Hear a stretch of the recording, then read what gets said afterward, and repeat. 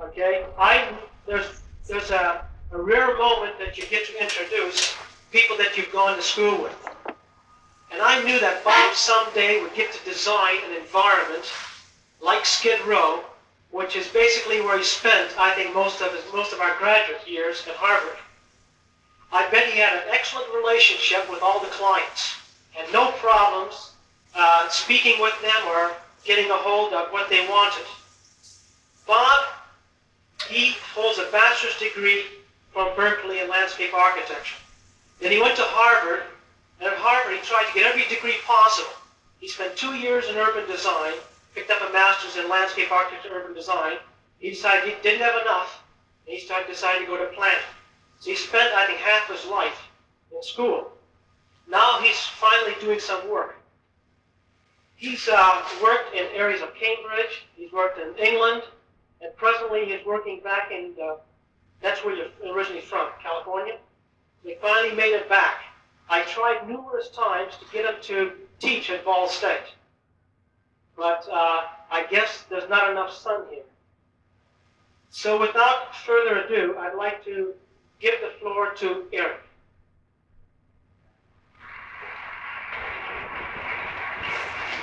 Thanks very much. I'm Eric Lassen. I'm an architect. I work for POD, Incorporated, or POD, how you want to say it. You might wonder why we're here in Indiana today. We didn't come here specifically for the lecture, although this is one of the important things happening today, of course. We're doing a master plan at the Indiana State Fair. One of the things that POD does a lot of is around the country is master plan work in connection with state fairs. So that's one of the things. My primary responsibility as POD is the fairgrounds master planning, which is sort of a specialty that's unique, I think. I'm not exactly sure how we got into it, except that it did evolve out of our work, I think, with recreation planning. And really is something that we've become quite well known for, I think. In any case, what we have today is, it says a slideshow primarily on our work with the concluding part of it dealing mostly with the Skid Row part. Bob Sabbatini and I, who worked together at POD in our Santa Ana office in California, will be delivering this lecture jointly, although Bob is going to take the bulk of it. Let me just tell you a little bit about POD. POD is a landscape architecture and planning firm, mostly with our offices on the West Coast. Most of our work is on the west side of the country, although we've done work pretty much around the country. We have 5 offices. We have a staff of about 60 people, and I think we've been in existence for about 15 years.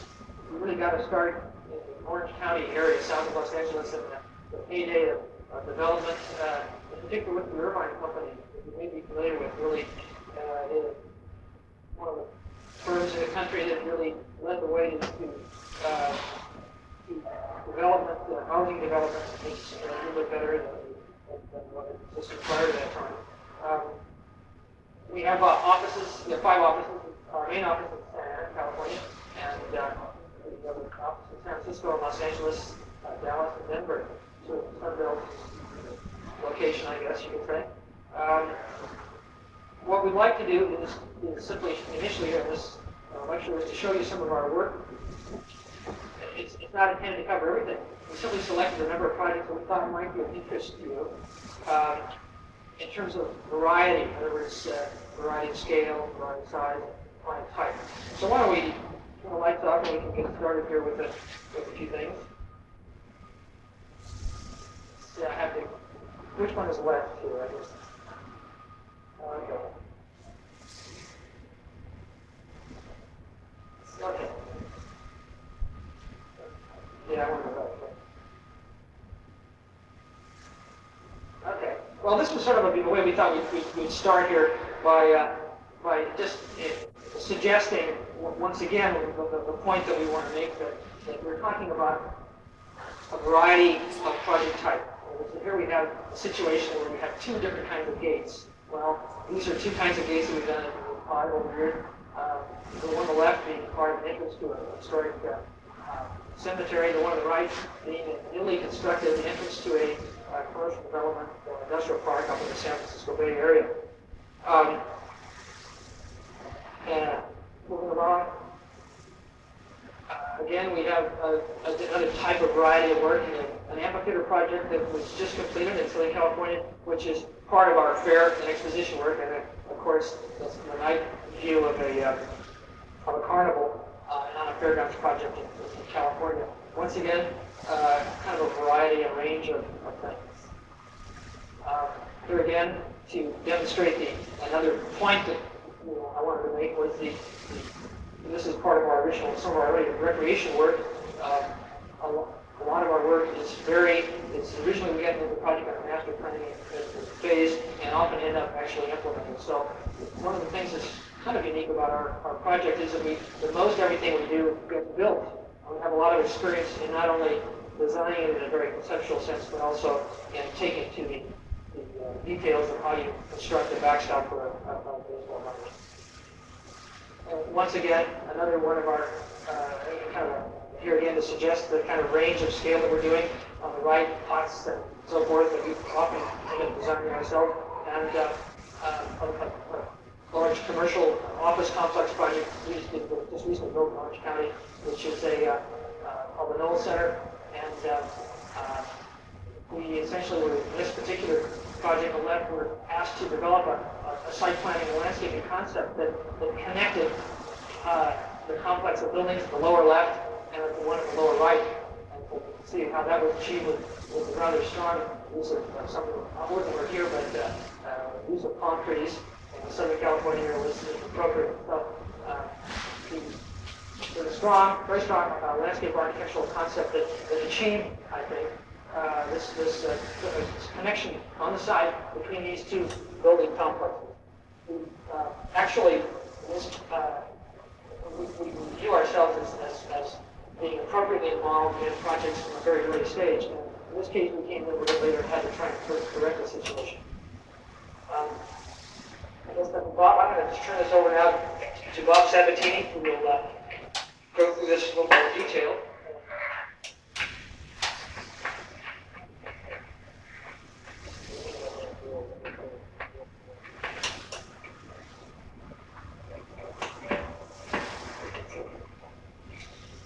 I want to thank you all for the opportunity to present this work today. I divided the slideshow into two parts, basically. The first part is to deal with the past projects that Todd has dealt with and sort of give you a historical outlook at the firm and how we've approached certain types of design work and how that in turn has influenced our later work. And the second part will be dealing with recent and ongoing projects. The first project is called California Apartments, locally known as Tustin Tree. It was a project done in the very early 1970s. It has a housing density of about 20 to 25 units to the acre. The architects for this particular project were back in Arizona and Ross out of San Francisco. And what it is, they took a theory developed by Christopher Alexander for low-income housing, I think designed for Central or South America. And they developed it for rental housing in Southern California. The approach to the particular project was that we were given a certain development cost for landscape. We had to come in at a very inexpensive price, and we explored different means of doing that with textured concrete, using interlacing with lawn and so forth, and started for the first time within the firm to explore the use of sculpture elements, as simple as they may be, and the use of industrial lighting, pulling materials from catalog cuts, so to speak, out of that were used maybe for industrial developments, but applying in a residential sense, giving a new type of scale to residential developments. The second project is La Costa Apartments. This didn't follow too shortly after the Tustin California Apartments. And up to this time, typical for developers in the Southern California region, much of the money for landscape development was going into the perimeter edges, what can be seen as from the public edge. The maximum views, therefore, it will give the most dollars. And we, in turn, tried to convince the developer, and were successful in this, that where the money really should be spent in terms of site development would be in the interior portions of the site, and especially those areas where people ride by the automobile. Southern California, that's the place where you meet people, or it's basically your front door to your home and so forth. And we thought of making, rather than hiding automobiles behind carports or garages, we'd celebrate that arrival and make it a special place. So we took the money out of the open space edges and we put them in towards these auto courts. These some very early shots after they just had gone in. And we recognized the fact that the auto courts were a social gathering place for people in Southern California and took advantage of that fact. We also started to explore the use of materials to try to maximize their unique characteristics, so to speak, such as concrete. You see a lot of use of concrete to imitate other types of forms, other types of materials such as stone or brick or whatever. But we explored the use of concrete, texturing it to use its unique properties to develop an aesthetic sense for concrete in its own right. And we developed this idea, a special tool was made and was installed. And then lastly, we selected, again, this is the closest one of the auto courts found element we had designed. And then lastly, again, recurring with that idea from Test and Treat, we used, again, industrial lighting fixtures in a unique way. And there were two reasons for this. One, it came in cheap, and two, it provided a unique way of highlighting certain elements of the landscape itself. The next project is Rancho San Joaquin. It's an Irvine project. It was one of the first water-oriented projects in Irvine, in Orange County. And it's roughly the same density, a little bit less, about 20 units to the acre as the first project you saw. And we had two goals, or two issues we had to meet with this project. One is that it had a tremendous amount of parking. And we were given a site plan by the architect, and we really didn't have much involvement in the placement of the buildings themselves. And as you can see, through the center of the project, you enter on a major access to a major focal plaza point. But along that plaza, along that axis, so to speak, are two very large groupings of parked cars. The second is that the way the architects designed the buildings, there are really no backs to these buildings. They load from, I think, 3 or 4 sides. So there was really no, circulation had to go all around all edges of the buildings, and you had an issue of privacy to take care of. And the way we approached the privacy issue was the development of a trellis system that interlaced among the development and the development of a water feature which interlaced to get the psychological as well as the physical value of privacy between the units. This is a scene of that poplar edge as you go along the main axis. I don't have a slide of the trellis system, but backing that poplar was the poplar tree boulevard is a strong architectural trellis that later became covered with vines and so forth, but served immediately as that for the purpose of providing privacy to the people and screening the parking and the main approach. So it provided a strong focus to the community center at the end of the axis. Oops.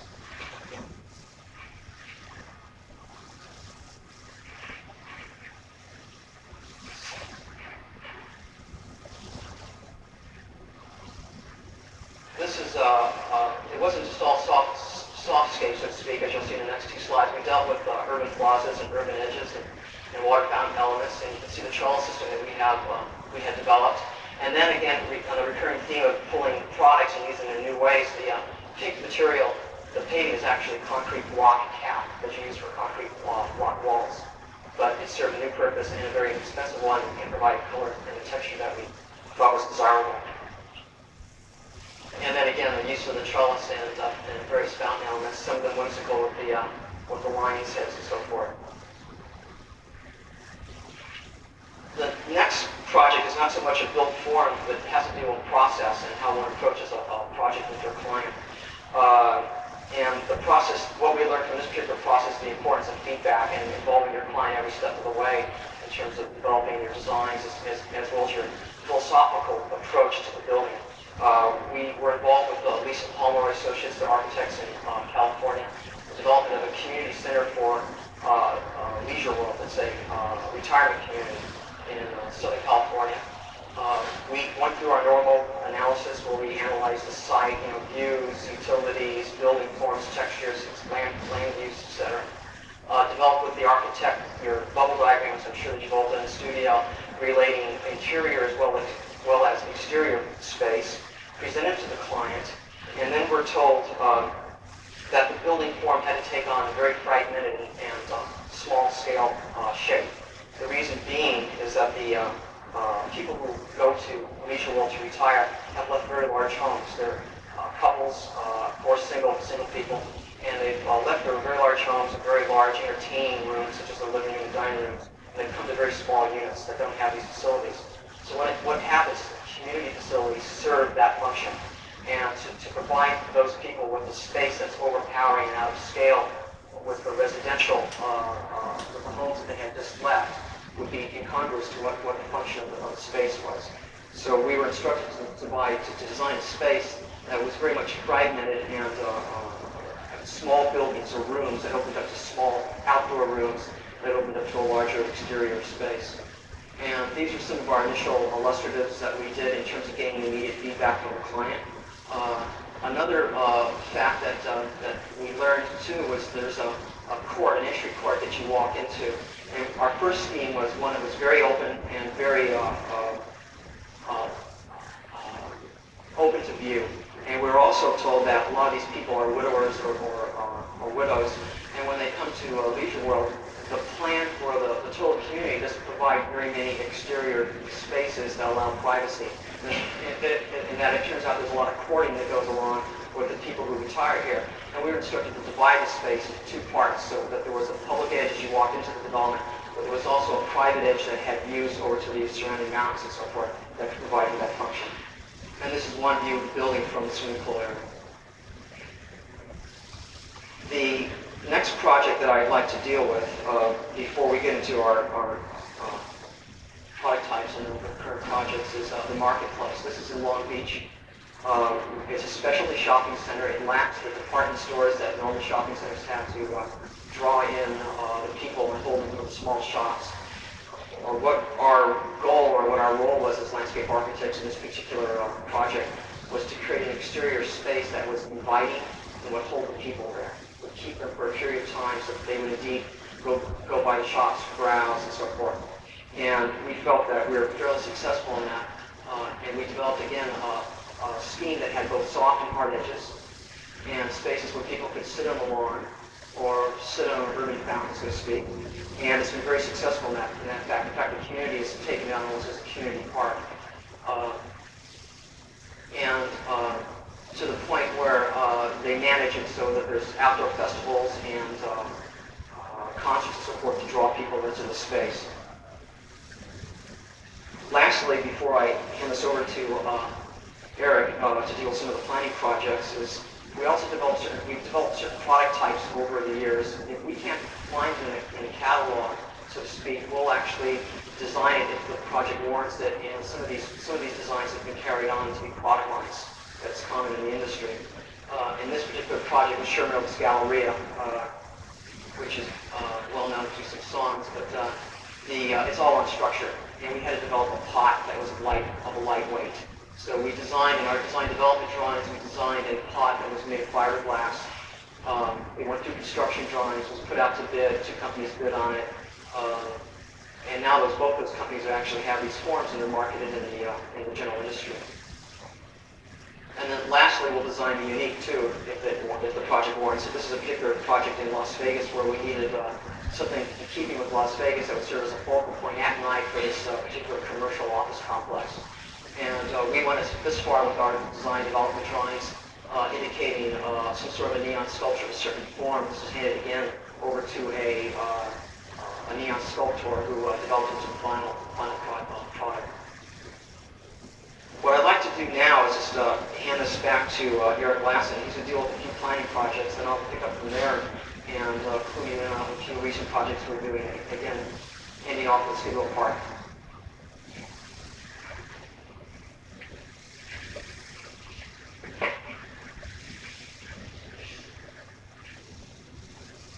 This is back to some of our fairgrounds projects. Not all the fairgrounds projects we work on are as glamorous as the Indiana State Fair, although that has some limitations in that sense too. But, this is a project in Southern California. It's the Orange County Fair. It's a 150-acre project, former military base, and you can see that it's just like many fairs in the country. Simply has limited facilities. It had a lot of problems in terms of inadequate parking, old buildings, utilities were in trouble, circulation problems and the like. And so we've been working on this project now for about 6 years and have been implementing it on a phase-by-phase basis in new parts regularly. The show on the slide on the right is simply the view of the carnival area, which actually I like the fact that I think carnivals look pretty good from the top. You rarely get a chance to see them in that direction. As part of our process, we typically involve a lot of client input and work sessions with our clients. We did so in the case of the Orange County Fair project, developing concepts and graphically portraying them in a way that the client can understand them, and really relying on their input to really evolve the concept. Also, in terms of some of our analysis drawings, on the right, we looked at the use of the buildings and found that all the buildings that fairs were used quite a bit during fair time, they were essentially unused for the rest of the year. And so much of our planning concept came from evolved around the idea of trying to develop uses for fairgrounds facilities that could occur on a year-round basis. On the left, we also were considering, here again, trying to communicate to the client that wasn't familiar with the planning concepts, the idea of making a selection on whether to relocate the fair or whether it was to stay in the same location, and what alternative sites there might be available. Here, two exhibits showing the final concept as it evolved. The one on the left was for the diagram or a cartoon that we use as we progress in the final stage of design. The exhibit on the right is really the final illustrative plan, which I think is an interesting one because this is one of the kind of a prototype project that a lot of fairs around the country have been looking at. It really established a zone in the center of the grounds that was really the fair. The various facilities, including an arena at the right end, amphitheater at the left end, exhibit buildings, some of which existed, some of which didn't. A lot of open space, lots of trees, trying to make it more pleasant. With parking around the entire perimeter. The classic fairgrounds layout is a parking lot with the fair next to the fair. Well, we designed this much like a shopping center, where we tried to get parking around the entire perimeter of the fair zone, so that even during fair time it would work, but also during the non-fair time, the various buildings on the grounds could be used. You could open up a building on a Wednesday night for a large exhibit on the top side, or on the south side you could do the same thing. So there would be minimum conflict between uses. This particular project is organized on a strong axis down the center of the fair zone with a sort of an anchor at either end, much like a shopping center. And the properties on the corner were really residue property of commercial value that we established to help the fair generate the revenue. In other words, they would establish projects that were compatible with the fair use, that they would lease the property to developers, and with the revenue they get, they would be able to rebuild the rest of the grounds. The top right hand is a commercial equestrian center. The lower right hand corner was a hotel project. The left hand side, bottom and both sides left side were commercial developments, all of which had extraordinarily good frontage on major roadways. Here, the exhibit on the left is is a part of our graphics to demonstrate the circulation concept. The exhibit on the right shows the partially completed first project that we undertake, both including paving and a large equestrian center, organized in such a way that the sort of the concrete paving is sort of central service yard and office administration building. And then radiating, the right-hand side is built here. We eventually came back and built the left-hand side. The right-hand side was a series of other barns with the training compound, including places to wash livestock and hot walkers and the like, plus training rings that you can see located below that. With public access primarily below. And again, on the left, the exhibit showing our landscape development plan that we did for the Orange County Fairgrounds. And on the right, the recently completed Pacific Amphitheater, which was our second or third major product on the grounds. It's an 18,000 seat grandstand or amphitheater for performing arts and so forth. A major fundraiser, major facility for the fair during the fair time, but also useful on a year-round basis for rock concerts and the like. Another type of project we've done along the lines of fairs is the Great American Rock Festival. It hasn't been held yet, but it's supposed to be a temporary fair in a way. Rock concert that was going to be held in the area on the right, which looks pretty remote. It's in the desert area south of Los Angeles, and we were hired to do a planning study to get the project approved by the county regulatory agencies.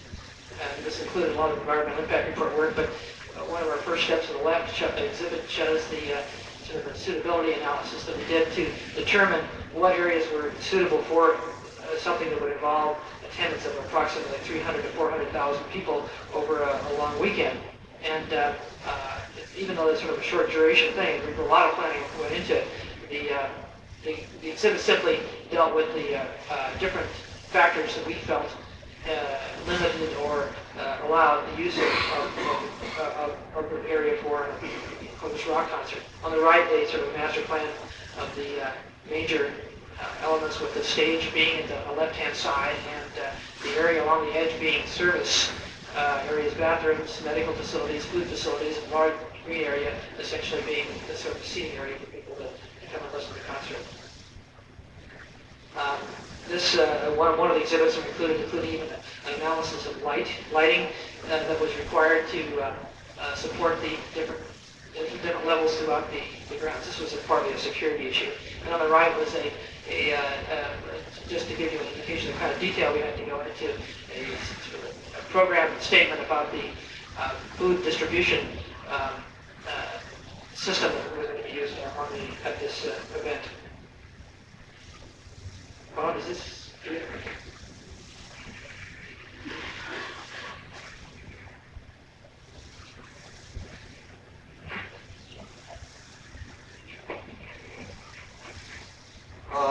What I want to deal with now is current projects the office has undertaken. The first one is for the city of Concord, that's in California.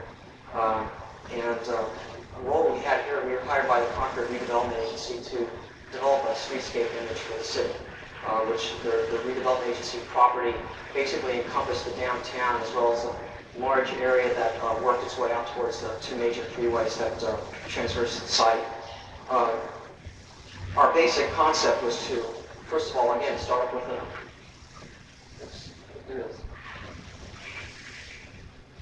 an analysis where we looked at land use, circulation, and then not only just in terms of what was there, but what character that portrayed to the community. We developed a series of analysis drawings and summarized them on the map on the left-hand side, which basically called out various corridors of various characteristics. The green one on the top being of an industrial characteristic, the one through the center being of a commercial, mid-rise, high-density characteristic, basically a major front door to the downtown Concord, and the two on the bottom sharing residential and commercial land use characteristics. Also looking at the texture and the density of the land uses as they fronted onto these major corridors, we were able to identify gates or entries into the community at two different levels. One was a freeway entry, as you can see on the left-hand portion of the slide, the three dashed in circles, and then highlighting the magenta filled in circles were entries into what we call the village core, the downtown, the old Concord, which was remained fairly much the same texture and quality that it had enjoyed for the past 30, 40, 50 years. Taking that analysis, we were able to develop a concept. If you have a strong framework to your design work, the concept should flow pretty easily from that. And we developed a way of identifying the major gateways again, emphasizing what character the various road systems should take on, and communicated this to the agency as well as the city council. Developed an illustrative, which emphasized what plant materials were going to be used along those edges, and provided a general understanding and feeling, not so much the specifics of the development, but a feeling as to what would take place there. There's countless sections. We did over 60 or 70 sections before and after to give them an understanding of what took place on the street level.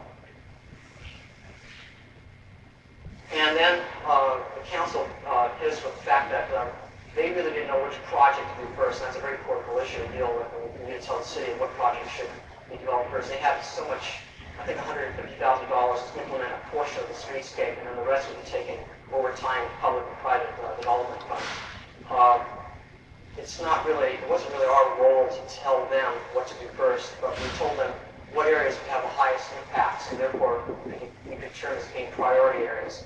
So we developed this particular map, which identified priority zones and projects. And then from this, the redevelopment agency, city council was able to choose one project to implement, which is the project on the right. It's It's the transition point or the village gateway between the down or cross-town corridor into the village core, so to speak. And then in order to help convey this even further, because you're going to find that lay people do not have the same highly developed skill or sense of understanding plans, we developed perspectives of before and after to help convey this idea of this gateway treatment. In this particular case, palm trees were used up in Concord, and we were trying to develop a diagonal that one would cross through and therefore have a sense of entry at both a regional and local scale going into downtown. The next project is we worked on the LAX, the Los Angeles Airport sound barrier. The green area indicates the project area. It's just north of the airport. It had fatigue housing at the time we were involved in the project. The airport authority bought out the housing due to the impacts of noise under the housing that couldn't be remedied. Subsequently tore down the housing, and the sound was carried out to the next perimeter. And they were asking us, how do you deal with that? And we were involved in preparing an EIR, an environmental impact report, that focused on physical solutions to this problem. We worked with an economic planning firm in Southern California, Woollen School Vet, and helped develop a series of analysis maps and held a series of meetings with the community to relate what the parameters were and to gain their input.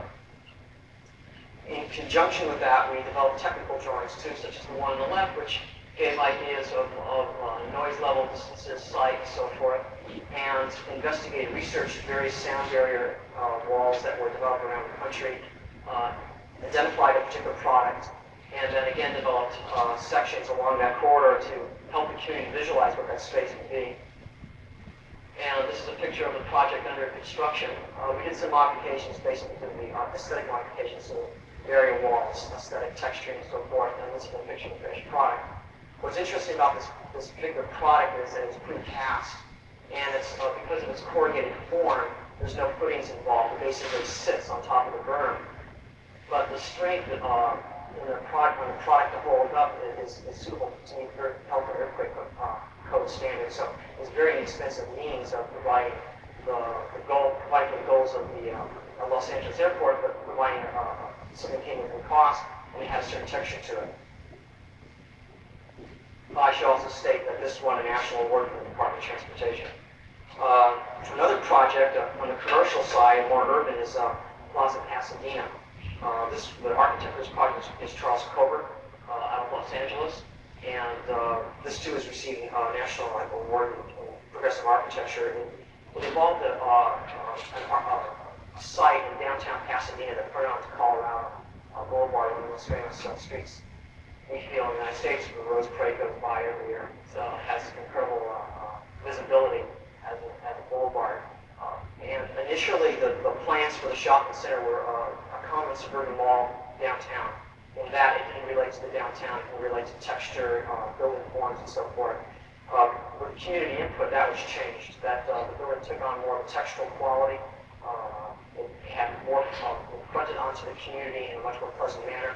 And we were given the role of developing the edges in such a way that there was really no back door to the shopping center.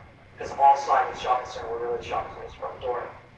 In conjunction with that, with a broad sort of policy or design goals, we went all the way looking into the details of the project, such as paving patterns, and investigated historic patterns in the area, which I'll show you some pictures later on in the finished product, but just tried to understand what the historic context was for paving, so we didn't try to duplicate something that could be found maybe in another part of the country, another part of California. We tried the best as possible to try to relate it to the community. This is a picture of the main entrance going into the development, which is this is the blow up of the slide on the right shows you. There's a major atrium structure that's painted in Leonardo da Vinci sort of way. And one of the things I want to get across to you on this particular picture was that the lights. One of our approaches of this design, these lights were developed by the lighting engineer. They're very massive. There's like 7 globes in the structure. And we developed what we feel was a base, some sort of footing that transitioned the top of the light fixture to the ground plane. Rather than just place it, plop it down to the ground plane, there's a transition that forms between the ground plane and the lighting cluster itself. But at the same time, there's a duality to the form because it provides seating for the community as they go in and out of shopping centers, a place for people to meet, and wait for people and be picked up by their automobile and so forth. And this is one of the edges of the site that we developed that really doesn't front onto any entrance, but it's a public entrance bus stop for the project. And then again, with the attention to the detail, these are pictures of the paving that we developed on the ground plane. So really, I guess the message here is really very important to carry your project through from your basic fundamental concept all the way down to the detail. And this project also is all on structure. Our office experienced more and more of that where there's hardly any direct connection to the ground left anymore. You have parking because of the land values and so forth. A lot of times parking structures are built and the landscape development takes place on top of that. The next project is Bunker Hill, otherwise known as California Plaza. This project is a result of a competition, national competition. We were part of the team headed by Arthur Erickson Associates, associated with Victor Bruin in Los Angeles. And it comprises, I think, about 4 blocks in the downtown of Los Angeles, one of the major commercial downtown developments going on in California, everywhere in the nation. And the message here is that we're dealing with a project of a massive scale. This isn't the message yet. A project of a massive scale they had the intention of linking the old downtown with the civic cultural center of Los Angeles. It was a project that the land had been cleared in the redevelopment area and had been left vacant for many years. And dealing with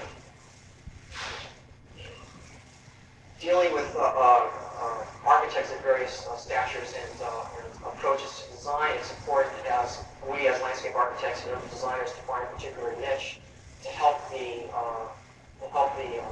lead, so to speak, in the project develop a product or an exterior open space system that was suitable to the area. And what we did is some of the people in the firm had just been exposed to William White's approach to analyzing outdoor space. And what we tried to do was do a pre-analysis of the space before it was built, using the parameters that William White has developed in his analysis of plazas in New York as well as all around the country.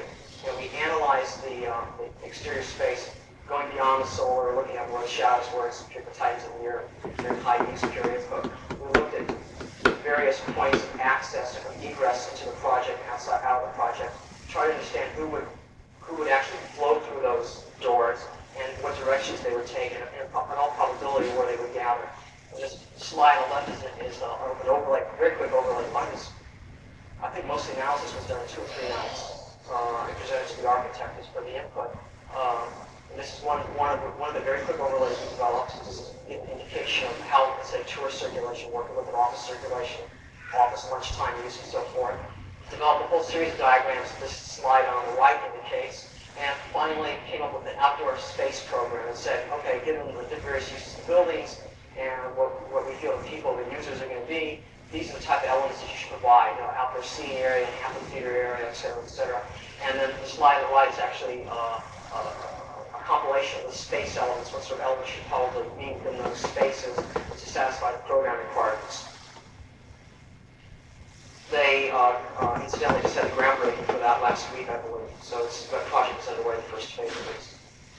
A spin-off from that project, our client is the redevelopment authority for Los Angeles. A spin-off from that project was we, as urban designers for the ground plane, were trying to relate the project to Grand Avenue. It's an avenue that goes along one edge of the project site.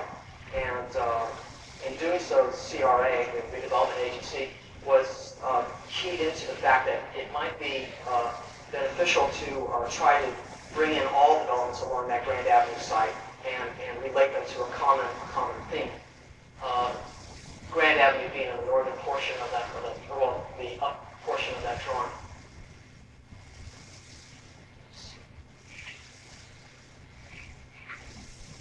So what we did is we were given a little bit of money, and we went back to our office and we developed an initial scheme, very tame, California palm trees sections. Relayed that to the CRA, and they said, interesting, why don't you develop some ideas? And that was the role that we had. We were an idea developer, so to speak, for the CRA. And what we did is we went through a series of drawings that, again, dealt with the mild palm trees to advance a look at different types of water elements that can take place in the project. Even looked at the possibility of having solar trees. The problem with this particular project area is that there was three conditions. One, ground plane was met with soil content. Another one, that we were on top of structure. And another problem was that the ground plane might have been 2 stories below the bridge, in which case we had to pop elements through the bridge to meet the ground plane on Grand Avenue itself. One solution to this was not to do anything that required a connection to a physical ground plane for nourishment and survival, i.e. a tree, but develop a solar tree, so to speak, that would shine, reflect light in the dark spaces of the high-density project that was ongoing on the side. What's interesting, what lesson we learned from this is that, number one, the CRA went back to went even lower than our mildest solution. They abandoned a palm tree, which had a very significant image in California. And also, one lesson we learned is that the connection between the old downtown, and the cultural facility wasn't that important. That the real importance was that they viewed this as we would view a suburban development, that they wanted a project identity. They wanted a gateway, and they wanted a treatment that unified that project, but the goal of linkage to the remainder of the city wasn't that important. They were really trying to promote their product, their project. And again, these are some sketches we did of different types of paving alternatives and entry statements, running in old with new. The next project is called Manhattan Village. It's a master plan that we were called in to do after 7 years of unsuccessful attempts by the developer to develop this property. It's abandoned oil wells and containment areas in Manhattan Beach, a coastal community. The actual property size comprises 1/8 of the total area of Manhattan Beach, so it had quite an impact on the community, and the community was very concerned about what was going to go in. Up to our involvement, this is what had been presented to the council for review, and we were brought in with 2 architects to look at the master plan and massage it a little bit. The master plan was pretty well set. The developer was given the instruction by the city to develop a new product type. One of the housing products that is, was a stacked flat, or it was units on top of each other, as well as on top of the garage full of 3-story units. Also, they wanted the developer to provide affordable housing. The developer did both. He provided the affordable housing, a portion of the site for that, and called us to, with the architects, to develop a new product type. What we did is we developed a product type, went back to the council had changed. They weren't concerned about affordable housing. But what they were concerned about was that the development was still too blocky. There was all product types were in one area. This is something we realized after the fact, and we were turned down. We said, sent back to redo our thinking. And what we did then, we were given the go-ahead by the developer to look at the community, look at the context. We weren't given that opportunity at that particular point. So we went out and looked at the community, tried to understand what the community was, and it's basically a compilation of little houses. It's a beach community. It was made for summertime residents. Now it's turning full-time, and there's a lot of texture and variety and scale to the community where this project was going to have a massive impact. And so we developed what is shown on the scheme on the right, is the approach that we weren't going to segregate housing types. We were going to take townhouses and put them in 20 acres on one portion of the property, and then tuck under development another product type on another portion of the property. But in fact, we were going to try to interlace the product types. So as one drove down the street, one had a feeling of individual homes and a mixture. So you make a variety of scale, what you can do with the Manhattan today. Beach. He's sick. So we went back and we're getting to go ahead also to massage the site plan a little bit too. And we did very fundamental things, such as aligning the rec center, the community open space, and making focal element in the project to align with the major entry into the project. At that time, that hadn't Got stuck on a committee today. just hadn't occurred. Yeah. And then developed I'm on that the Christmas interlacing party of the units, as you can see on the slide on the right. There's the townhouses along the left-hand side of the street, which face Flyers, onto posters, another tickets, product type, which were name tags. tucked under units, that is Christmas party. one I have about unit on top of a garage. 120 people And come. went back to our La Costa Have an apartments, orchestra, all buffet, were much meal, more celebration of space and party, texture and scale and variety. Top for the habit of country club. In conjunction with that, we developed a whole series of diagrams to present to the council. $10 a They head. to them our design intent as well as a Oh, document no, for like free ourselves one. what our design intent But was. So who's this guy? when we went on to a larger I don't know, scale there's two of them down design there. development, we could keep on reinforcing that total concept. Over there. And this diagram on the left illustrates that. That's another round when they got introduced. Trying to Plants. get things. And it indicates that red I just swath opened is that very back door and have defined, time to clean that shit out of singular there. statement of entry into the project area. That blue dot is called How far along is it? different type of massing and variety type of tree. Oh, Then it's top as you framed grind up, into the development itself, glued up, but I don't have it routed on the outside edge. the Had plant to, material takes on a whole cut it a different little bit scale, a bigger. whole different texture. Much in keeping with Placement what our here is a intent little was bigger for than placement of the houses, the- variety and scale. and Had texture. to And cut we more built off sections the such as the one on the right indicating inboards and the how these various sideboards. spaces work. It wasn't exactly, not exactly square. In conjunction with that, we told the city council, the planners, what our circulation system was, how it worked, There's about a and gave them what we felt was the 16 minimum inch gap on roadway one width, so side they unless you understood have it that. centered. And it turns out this project was accepted. It's in the as- past. as It's bad used as the in ones I've construction seen in now, stores. and, it should be, Yeah, they're pretty loose. fairly short. I don't think it's unacceptable. Then I got the leg Next project, Did you work on is this housing weekend? and business park. for a little And while.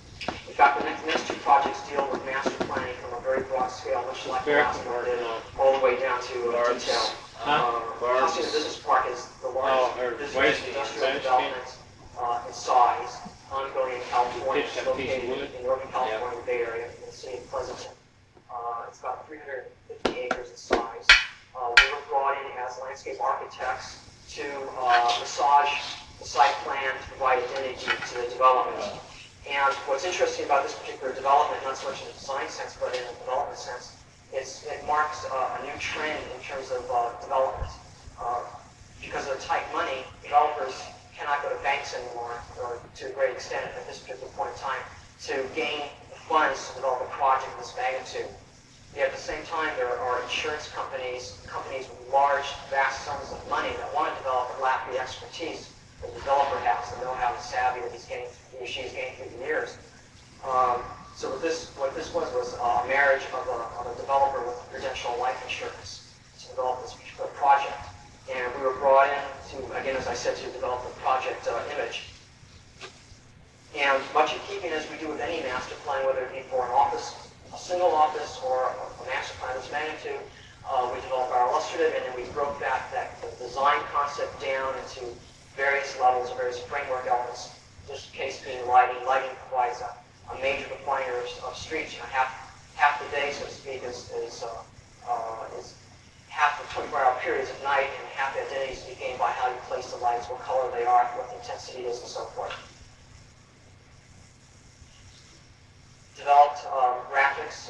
One of the things that when I first came to POD, I was really amazed about. I also knew a little bit about this before I went to the firm. Is that the firm has the ability to build sketches very quickly. And it's a talent that's really necessary when you get into facts about budgets and keeping the projects within budgets, within the limitations the developers given to you in terms of how much you can actually charge them.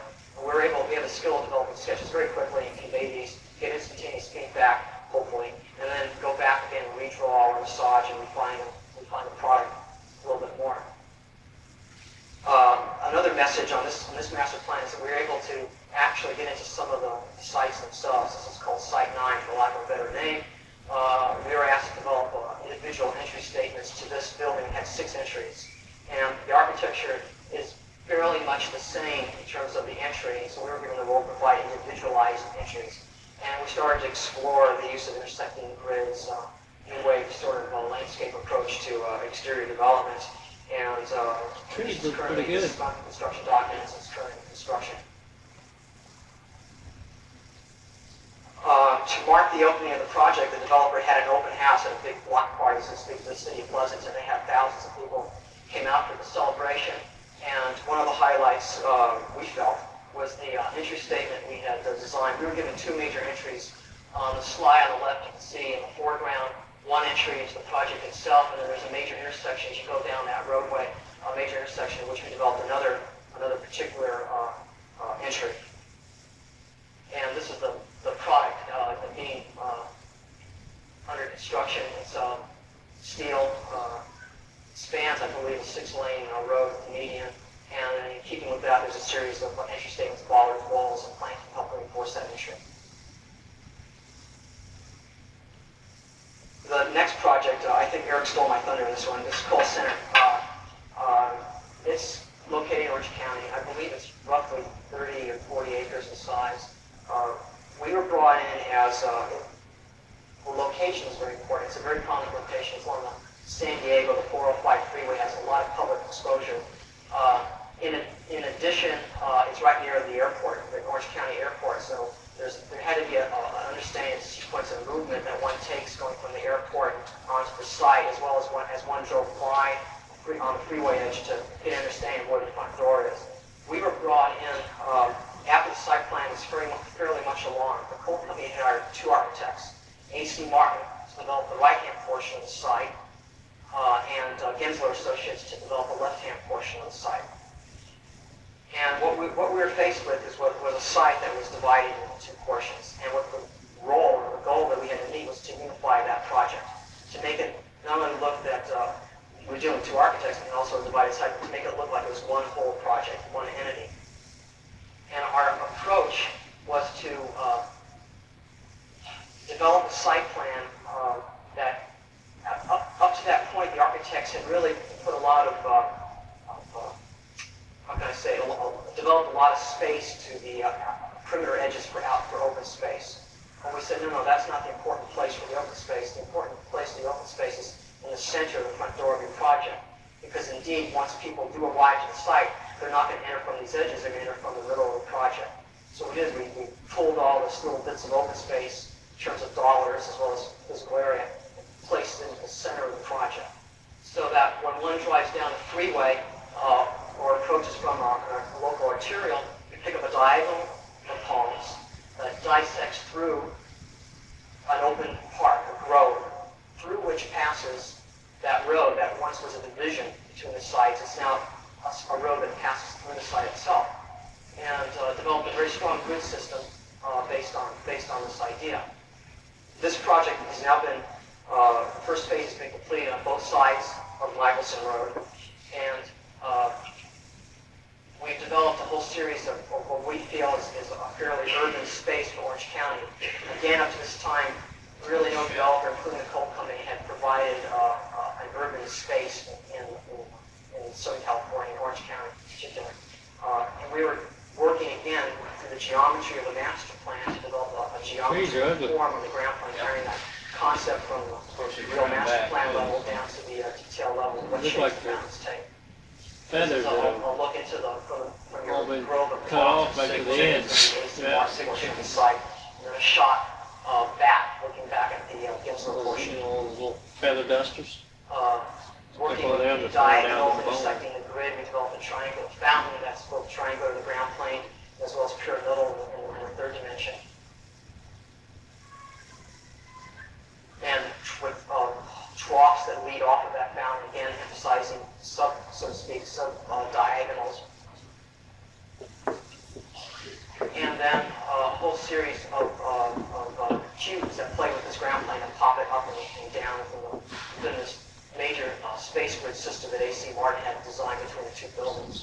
And those pots that we showed at the beginning of the project were pots mentioned all the way from master plan to the design of paving and redesign. They're custom-made pots. There was really no pot on the market that was the scale of the space that was On the back room. designed. We had applied something that was the scale, and we therefore went out and designed that particular element.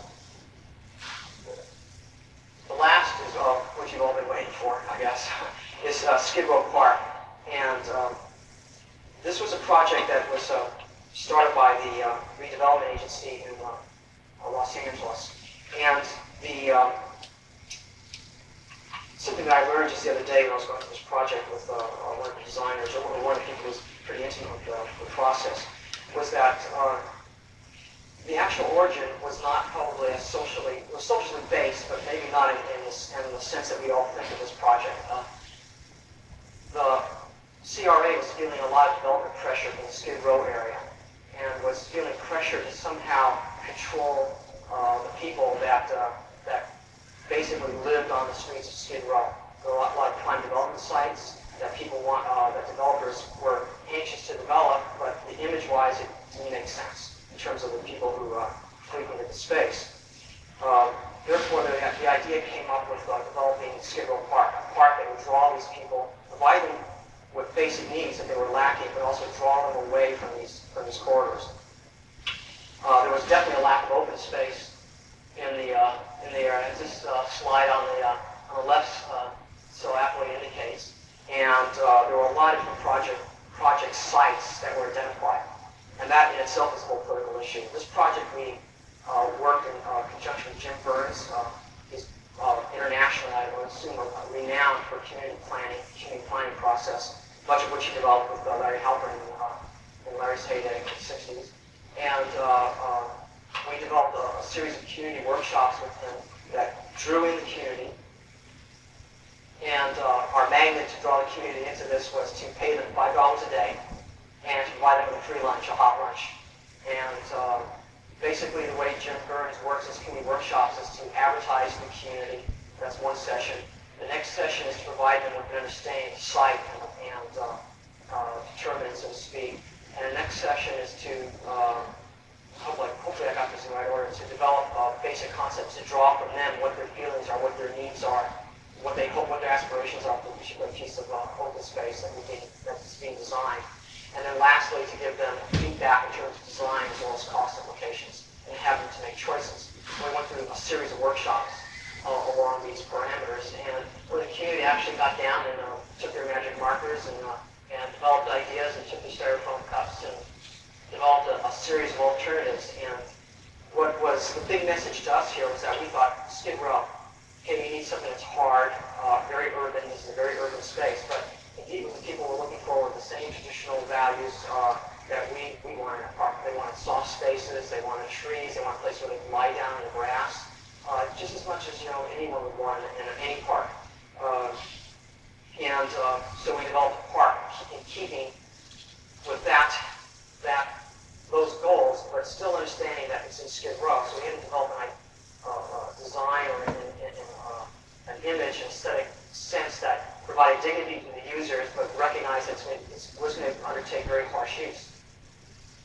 And these are some of the slides of the finished product. It's been, as you can see, some graffiti has been already placed along the boulders. And somebody just pointed out to me the other day that says pod on that boulder, but we did not do that. And this is a little image of one of the streetscapes, so to speak, within the park itself. And basketball courts, shelters to keep people out of the rain, checker boards built on the tables. It's been very successful. In fact, to the point where when we had this photographed, it's become very much a territorial issue with the people of Skid Row. They don't really want outsiders there. So when we sent a photographer into the site to photograph it, he actually was accompanied by two off-duty LA police officers to make sure that everything went all right. And indeed had to leave a little early because people were very upset that other people were in their space, using their particular space. And then lastly, we're proud of the fact that it won a National Design Award from the ASLA. It was published in Time magazine last summer, or 2 summers ago now. And more gratifying is the fact that even though we went through that very, very strong political process of advertising, soliciting input, one community within the downtown didn't want a Skid Row park next to their community. And even though we tried to solicit that input politically, that did not emerge until way, way along in the process, much longer to the design development phase of our work. And up to that point, there were 2 parks being planned, one for the general residents of Skid Row and one for the children. And unfortunately, the children's park was dropped. But due to the success and the acclaim, so to speak, for the Skid Row Park, the CRA is now feeling the pressure and maybe is getting the backing to develop that park. So just to talk about you bring that park back to life and actually go through the design for the children to Skid Row. And that concludes our lecture. We'll be very happy to answer the questions you may have on our show.